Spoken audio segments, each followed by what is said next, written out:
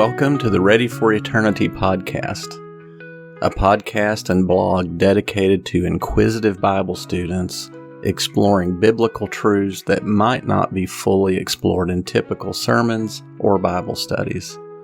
My name is Eddie Lawrence. I'm kicking off a new series on key themes from Ephesians. In this episode, we're setting the stage with a quick introduction to the book, its purpose, its message, and why it matters.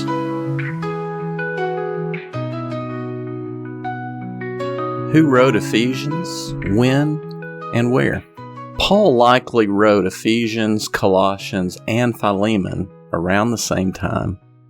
In each letter, he identifies himself as a prisoner, though he doesn't specify his location of imprisonment. Scholars debate the timing, but some suggest Paul wrote these letters between 57 and 59 AD. If this is true, Paul composed them during his 2-year imprisonment in Caesarea Maritima following his arrest at the temple in Jerusalem. Ephesians and Colossians share many similarities, likely because Paul sent them to churches in the same region. Both letters emphasize Christ's supremacy and the unity of the church as his body. While Colossians focuses on Christ as the head of all creation and the church, Ephesians highlights the church's role in God's plan to unite all things in Christ. Many words, phrases, and ideas are present in both books. Kline Snodgrass in his commentary noted that approximately 34% of Colossians is paralleled by about 25% of Ephesians.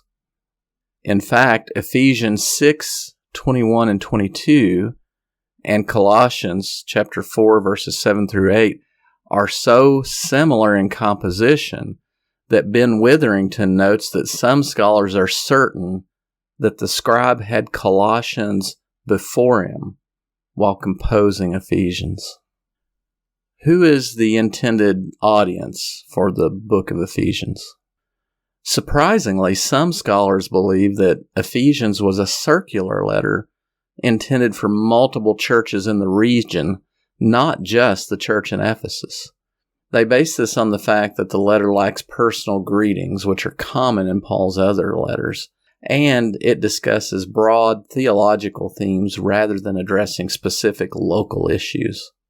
The oldest manuscript copies omit the words "in Ephesus" from the opening verse. This suggests that Paul intended the letter for a broader audience. However, an early scribe may have removed it to accommodate churches in different locations. If it was a circular letter, it would be similar to Revelation, which was sent to 7 Asian churches, making its message relevant to multiple congregations. Also, Ephesians is more like a written sermon than a typical letter. Most of Paul's letters address specific individuals or churches. They include personal greetings and respond to local issues. Ephesians, however, focuses on broad theological themes. It explores God's plan for salvation, the unity of the church, and practical Christian living. Because Paul might have intended it for multiple churches, Ephesians lacks the specific personal details typical of his letters. This homiletic style, aimed at teaching, exhorting, and encouraging believers, makes Ephesians more like a sermon delivered to a wide audience, similar to the book of Hebrews, which also serves as a sermon rather than a personal letter. The main message of the book is the unity of believers in Christ. This was especially important for the original readers, where divisions between Jewish and Gentile Christians were significant.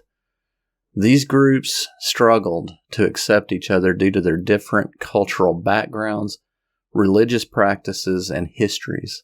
Paul reminds them that Christ's sacrifice reconciles both Jew and Gentile to God, uniting them as one body. In Ephesians 4, Paul highlights 7 aspects of this unity.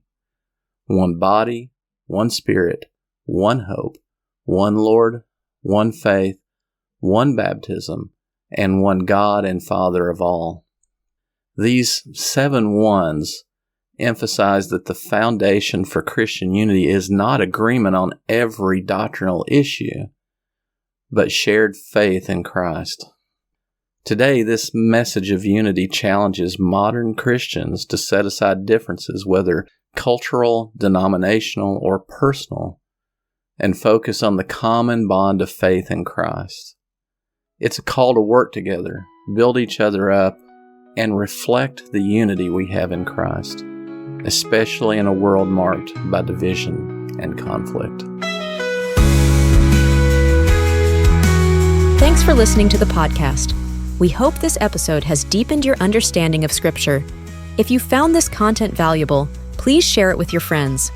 For more biblical studies, visit our website at readyforeternity.com. That's the word ready, the number 4, and the word eternity. readyforeternity.com.